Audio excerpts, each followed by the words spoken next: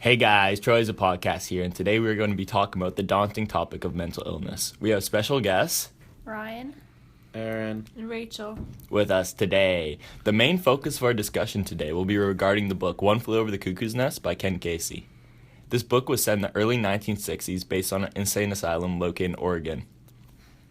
we will be covering the following topics of the book. The procedures with details outlined from the novel, what procedures and services were actually available during this time period for mental illness patients, what present-day services would have been offered to these patients, commentary on how the procedures impacted the characters, and discussion on how the novel serves as a satire and what it satirizes. Mental illness medications and procedures that would have been used during the time period for which the novel is based, mental illness medications and procedures that would be used today in regards to examples, characters from the novel. The first topic we'll be talking about today is the procedures outlined in the novel. One of the main procedures in the novel that is used throughout is the lobotomy, which is a surgical operation involving incision in the prefrontal lobe of the brain, formerly used to treat mental illness. An example of this in the book is shown by this quote: "The installations they now do are generally successful. The technicians got more skill and experience. No more of the buttonholes in the forehead, no cutting at all. They all go through the eye sockets." As you can see, the lobotomy can completely reform someone's personality. Hey Troy, what are some procedures you've noticed throughout the novel? Aha! Thanks for asking, Ryan. Another deadly procedure we see throughout the novel is EST, which is a procedure usually done under general anesthesia, in which small electric currents are passed through the brain, intentionally triggering a brief seizure. EST seems to cause changes in brain chemistry that can quickly reverse symptoms of certain mental illnesses. One example of this in the book is when Harding refers to the shock shop. The shock shop, Mr. McMurphy, is jargon for the EST machine, the electroshock therapy, a device that might be said to do the work of the sleeping pill, the electric chair, and the torture rack. It's a clever little procedure, simple, quick, nearly painless to happen so fast, but no one ever wants another one, ever. As one can see, EST isn't portrayed as bad as one would think in the book. The majority of the patients think that's not that bad, although no one ever wants another one. Anyone else have anything to add to the procedures? No, I think that's about it. It's pretty much covered in what you said. Nice, thanks, Aaron. Thank you. Moving on from the treatments, what procedures and services were actually available during this time period for mentally ill patients? The first procedure we see within the book is electroshock therapy, which were put into place to cause seizures, which were to quote-unquote help or improve patients. Hey, do you guys have anything else to add to what procedures and services were actually available? Back in that time, drugs would physically and mentally make the patients unable to function in an orderly manner. A patient who was under different medications was persuaded into signing different forms, stating that he or she wanted some ECT treatments when they didn't. Great point, Aaron. Furthermore, large doses of insulin were pumped into a patient's body, which in some cases would cause a severe coma or even death. Also, hydrotherapy was used in forms of baths, packs, or sprays. Warm, continuous baths were used to treat patients suffering from insomnia, those considered to be suicidal and assaultive, and calmed, excited, and agitated behavior. Hey, did you know also due to a misunderstanding of mental illness, signs of mood disorder, schizophrenia, and other mental disabilities have been viewed as signs of demonic possession in some cultures?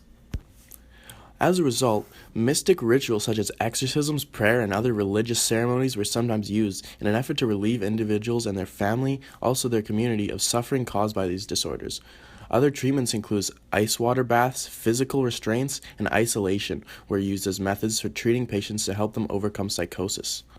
Also, the introduction of Thorazine, the first psychotropic drug, was a milestone in treatment therapy, making it possible to calm unruly behavior, anxiety, agitation, and confusion without using physical restraints on the patient.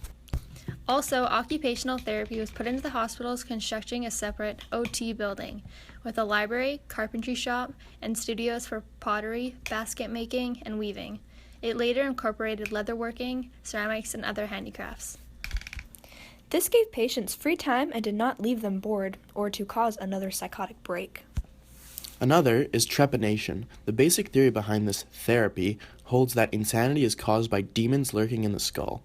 Boring a hole in the patient's head creates a door through which the demons can escape, and voila, out goes the crazy. Moving on from the topic of treatments used in the novel, now we are talking about how the characters in the novel would have been treated if they were in modern-day society. Seffeld and Fredrickson are epileptic patients in the book who get abused by the past medicine. But nowadays, the majority of epileptic seizures are controlled by medication, particularly anticonvulsant drugs. The type of treatment prescribed will depend on several factors, including the frequency and severity of the seizures and the person's age, overall health, and medical history. Chief Bromden and Billy Bibbit both have anxiety and seem to be mistreated within the novel, although in modern day, there are many solutions including cognitive behavioral therapy. This is a type of psychotherapy in which negative patterns on the patients have self-hate and they also have hate against the world. This supposedly helps challenge in order to alter unwanted behavior or to treat mood disorders such as depression. The best medications to help treat anxiety are Xanax and Nervam. Another character in the book dealing with a mental illness is Billy Bibbit. He has a stutter. Although there is currently no cure for stuttering, there are a variety of treatments available. However, the nature of the treatment will differ based upon a person's age, goals, and other factors. Another character is Bancini, who has some sort of Alzheimer's. Alzheimer's is a progressive mental deterioration that can occur in a middle or old age due to generalized degeneration of the brain. Some drugs for treatment of Alzheimer's include donepezil, galantamine, rivastigmine, and these drugs, they help slow down the symptoms, but there's currently no actual treatment or cure for Alzheimer's. Scanlon, work your knobby hands on the table in front of you, constructing a make-believe bomb to blow up your make-believe world, shows that Scanlon has bipolar disorder, which is angry outbursts lasting over several days. During both manic episodes and agitated states of depression is symptomatic of bipolar disorder. Treatments include a combination of a mood-stabilizing drug and/or an antipsychotic drug. Drugs are often lithium carbonate and valproic acid. Bromden and Martini are both schizophrenic, which is a long-term mental disorder of a type involving a breakdown in the relation between thought, emotion, and behavior, leading to a faulty perception, inappropriate actions and feelings, withdrawal from reality, and personal relationships into fantasy and delusion, and a sense of mental fragmentation. Antipsychotic medication reduces psychotic symptoms such as hallucinations, delusions, paranoia, and disordered thinking. It doesn't mean that you won't experience any more challenges from the illness or that you'll always be symptom-free. What it does mean is that you are learning to manage your symptoms, developing the support you need, and creating a satisfying, purpose-driven life.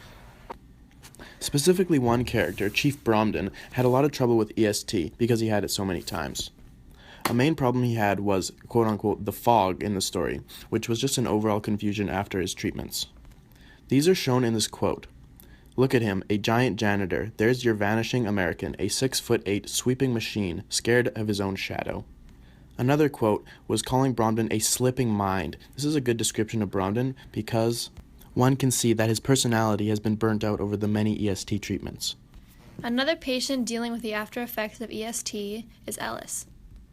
Showing this is a quote, "Enough of these treatments that a man can turn out like Mr. Ellis. You see over there against the wall. A drooling, pants-sweating idiot at 35. Nail on the wall kind of guy." As you can see, Ellis had an extremely unfavorable reaction to electric shock therapy, much worse than any of the other patients.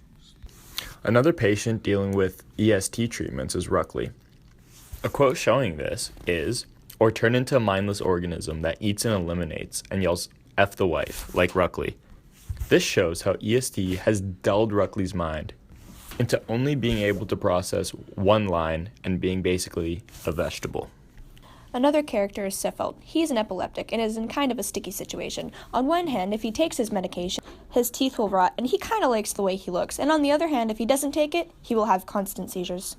Fredrickson is much like Seffeld, which is shown in the quote, "When Fredrickson reaches up and grabs his lower lip between his thumb and finger, pulls it down to show gums ragged and pink and bloodless around long, shiny teeth."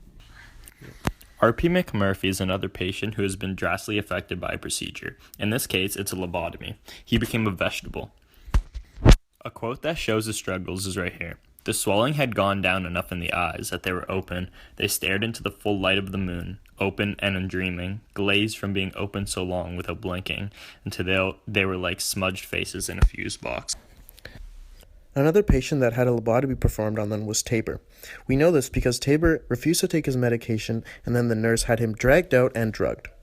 We later find out that Tabor received a lobotomy due to this quote. Why, I've never seen anything to beat the change in Maxwell Tabor since he's got back from that hospital. A little black and blue around the eyes, a little weight lost. The medicine and procedures used during the 1960s include Dilaudid, which is an anti-seizure medication. It is useful for the prevention of tonic-clonic seizures, partial seizures, and non-abstinent seizures. Transine, a hypnotic, sedative, anxiolytic drug used to treat severe insomnia and anxiety disorders. A lobotomy is a procedure used to sever nerve pathways in the lobes of the brain. Hey Troy, what's some other information about lobotomies? Thanks for asking, Aaron. This procedure is used for radical therapeutic measures to help grossly disturbed patients with schizophrenia, manic depression, and mania, such as bipolar disorders and other mental illnesses. This was used in the book many times for men who would not listen or create lots of disturbance and would be a hassle for the nurses, so they would perform lobotomies to calm down the patient. Electroconvulsive therapy, also known as EST, was formerly known as electroshock therapy and often referred to as shock therapy within the book. This is a psychiatric treatment in which seizures are electrically induced to provide relief for mental disorders. Hydrotherapy, which is warm baths or other warming treatments that were used to treat patients with insomnia or those who were considered to be suicidal and assaultive, were calmed down by these treatments.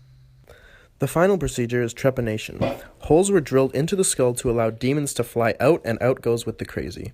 Those were 5 medications and procedures that were used in the past to treat medical patients. Now we're going to talk about how we do it today. One drug that is crucial in today's society is Xanax. It is mainly used for anxiety.